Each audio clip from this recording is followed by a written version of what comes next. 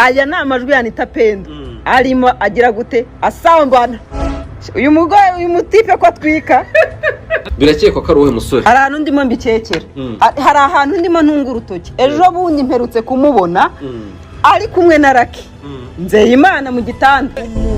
Mu muco nyarwanda dukesha abakurambere wuje ubupfura indangagaciro z'umuco kwiyubaha no gukunda igihugu, biragoye cyane ko wabona umuntu ukurikiza utinyuka gukora ibidakorwa mu ruhame kabone no ku giti cye.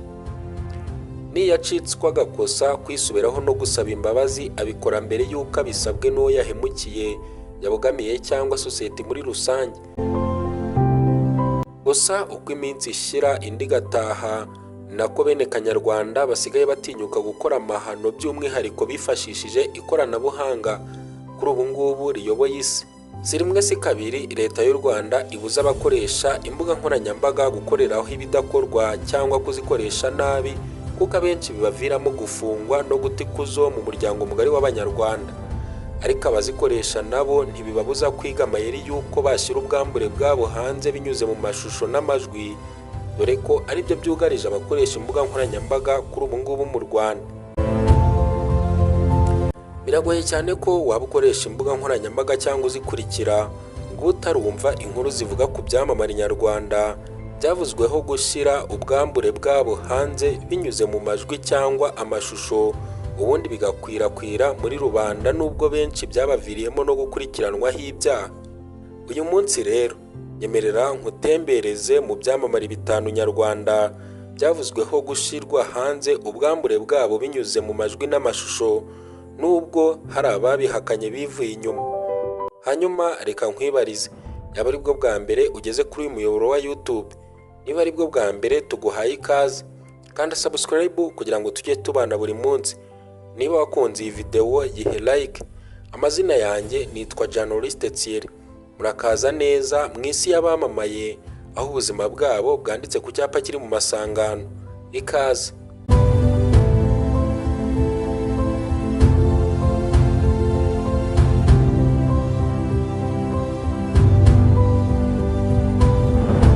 Ku mwanya wa 5 turasanga umunyamakuru icyarimwe n'umushyushya rugamba Anita Pendo witiriwe amajwi yagiye hanze byumvikanisha ko yizihiwe n'igikorwa cyo gutera akabariro.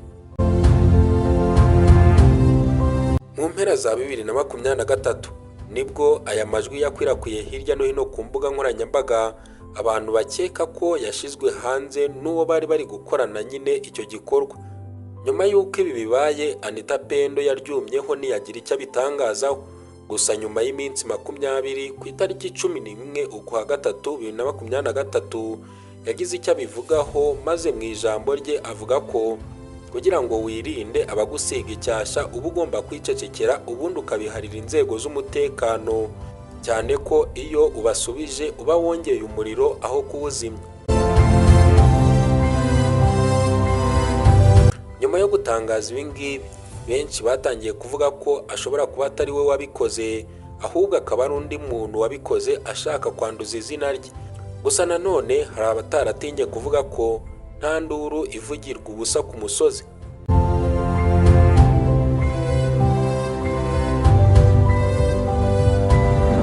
Ku mwanya wa 4 turahasanga Pastor Mutesi Marie Aimée Prudensienne wamamaye nka Pastor Mutesi hirya no hino ku mbuga nkoranyambaga, wavuzweho amajwi yagiye hanze ari mu gikorwa cyo kwisambanya cyangwa kwikinisha. Muri Nyakanga 2025 nibwo Pastor Claude yadukanye aya majwi maze ayasakaza hose mu buryo bwo kumwandagaza avuga ko ari aya Pastor Mutesi. Nyuma y'uko Pastor Mutesi yumvise ibi ngibi, aho kugira ngo atange ikirego cye muri RIB ubundi bikurikirane, yahise ayoboka inzira y'imbuga nkoranyambaga ubundi atangira kuyahakana yivuye inyuma. Mu mpamvu yagiye atanga avuga impamvu Pastor Claude yakoze ibi ngibi, ngo nuko mu mwaka wa 2019 Pastor Mutesi yasabwe na Pastor Claude ko bajyamana naho undi akabyanga. Ihanye ureke kubeshyera isi. Ni yero avuge ko mwasambanye. Ni yero avuge ko twasambanye. Ayo mazi yanjye. No, uretse gato. Banza unyumve inshuti yanjye. Nyuma y'uko basa nk'abigaruriye imbuga nkoranyambaga bari mu mabi y'ibi ngibi, RIB yagize ikibitangazaho maze irabihanangiriza babona kubihagarika. hari ibintu wenda ngira ngo babwire birambiranye. Yego. Hari umuntu witwa Pastor Claude na Pastor Mutesi. Yego. Abantu bararambiranye muri social media. Ntabwo ibi bintu birirwa barimo n'abantu bakuru.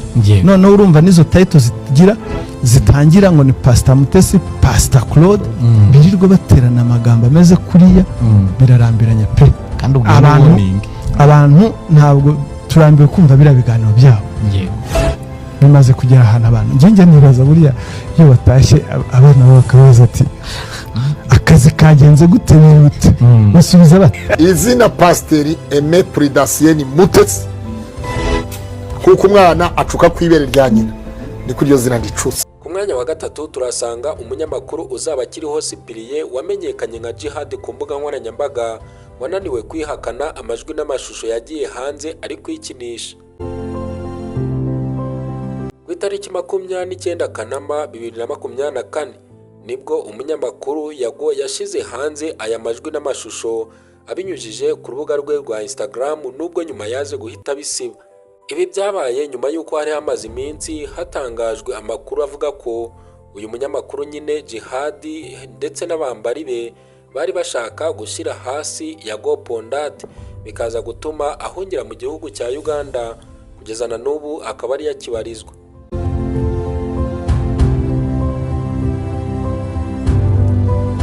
Usibye kuba aya majwi n'amashusho yaragiye hanze nyine akitirirwa Jihad, si rimwe si kabiri hirya no hino ku mbuga nkoranyambaga bakunda kumwita umutinganyi, yewe nawe bikaba bisa naho yananiwe gutsindira intambara y'amagambo.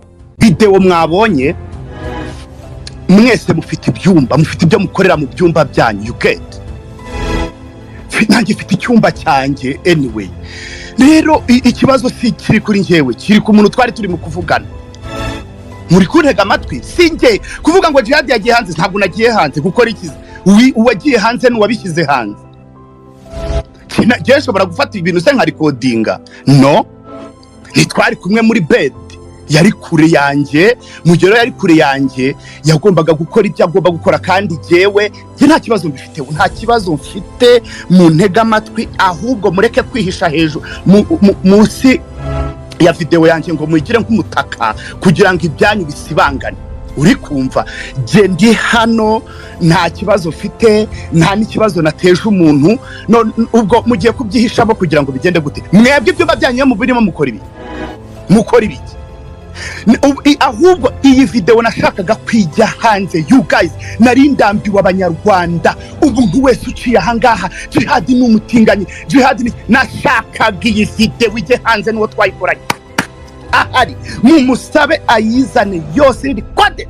Ibi narabibyifuje cyane, ahubwo ikintu yampemukiyeho nuko uyu muntu twari kumwe atajeho, noneho umuhite mugiye Yago yikwihisha iriya video yayitanzeho amafaranga.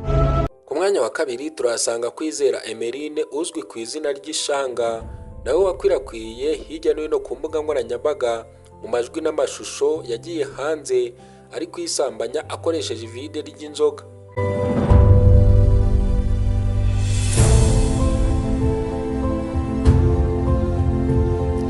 Nyuma y'uko aya majwi n'amashusho agiye hanze, we yahise atabwa muri yombi rugikubita kugira ngo yisobanure impamvu ayo mavideo yagiye hanze. Mu ntangiriro za 2025 we n'itsinda rye ry'abantu 8 bari barashinze ku rubuga rwa WhatsApp bise Rich Gang bagize uruhare mu gusakaza amajwi n'amashusho bari mu busambanyi. Ibi byatumye batabwa muri yombi ndetse baza kujyanwa no mu kigo ngororamuco kugira ngo kibagorore cyane ko basanze bakoresha ibiyobyabwenge, bityo akaba ari byo bituma bikora ibyo ngibyo. Nyuma y'uko ibi bibaye mu Gushyingo 2025 hagaragaye nanone amashusho yagiye hanze ku mbuga nkoranyambaga agaragaza ko uyu Emeline cyangwa se Ishanga yakiriye agakiza. Ni ibintu bitavuzweho rumwe n'ababibonye, ariko nanone bamwe bavuga ko bishoboka cyane ko umuntu yahinduka akava mu mabi yakoraga ubundi akayoboka inzira ya Gikristo.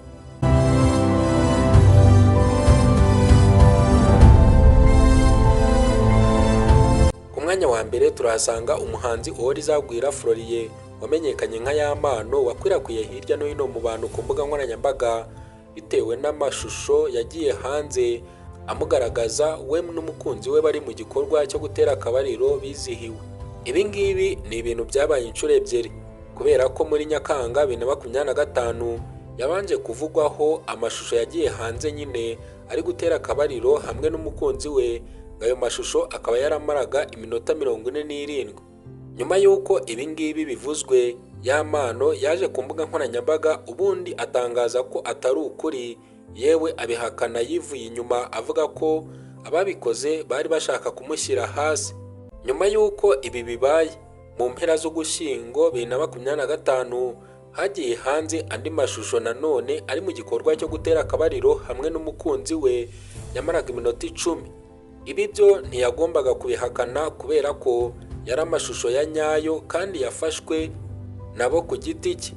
Nyuma y'uko ibi bibaye, Yamano yahise atanga ikirego muri RIB, ubundi ku ikubitiro hatabwa muri yombi Ishimwe Patrick washinjwe gukwirakwiza aya mashusho, nubwo we yabihakanye yivuye inyuma avuga ko Yamano ari we ubwe ku giti cye wayakwirakwije kubera ko yayabitse kuri email kandi abizi neza ko ikurikirwa n'abantu benshi. Usibye Ishimwe Patrick watawe muri yombi ashinjwa gushyira hanze aya mashusho, nyuma haje gukurikiranwa n'abandi nabo bashinjwaga kuyasakaza hirya no hino mu bantu.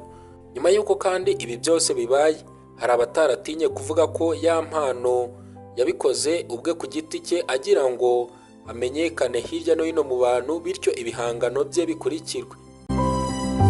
Ni nuko twanzuye ikiganiro tubashimira umwanya mwaduhaye. Nk'ibisanzwe nitwa Journaliste Thierry, ibuka gukanda subscribe niba utarabikora. Niba wakunze iyi video kandi gihe like. Imana ibarinde. Hasta la vista.